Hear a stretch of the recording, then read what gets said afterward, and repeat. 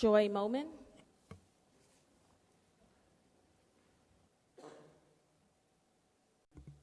On January 25, 1945, Grand Rapids, Michigan became the first community in the United States to fluoridate drinking water to prevent tooth decay. Fluoridation became an official policy of the U.S. Public Health Service by 1951. Since then, America has witnessed major events, including the space race, Hawaii and Alaska becoming states, 9/11, same-sex marriage, Charlottesville, and most recently, the news of Iran.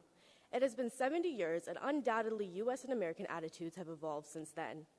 New information and studies are available widespread through the advent of technology, and knowledge is easily accessible concerning the addition of fluoride to water.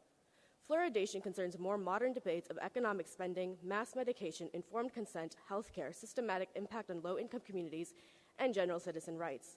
Moreover, considering the development of 70 years, it is now time to reflect and review results of mass fluoridation. Without a reevaluation, we may be accepting a harmful practice upon untested assumptions from the 40s. We cannot depend on the pretense of past votes as a standing opinion. On the basis that it's time for our elected officials to reflect the holistic and modern American so the generations who never had a say in our futures receive representation, I urge our leaders to push the culturally informed action and reconsider where we stand. We are far too intelligent and educated as a nation to accept complacency and tradition when there is knowledge available and willful ignorance is not an option. I would like to share 4 related points of information that have only gained public relevancy more recently than the start of fluoridation. According to the World Health Organization, 1, there is no discernible difference in tooth decay between developed countries that fluoridate their water and those that do not. The decline in tooth decay is global.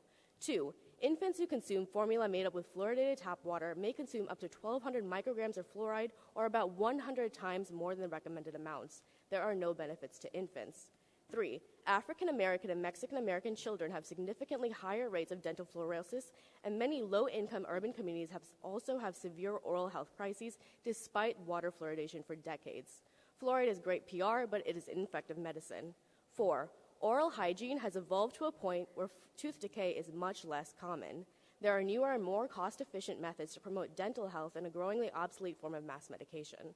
These 4 points concern values and ideas more recently debated in mainstream political and cultural events, not the typical topics covered in 1951.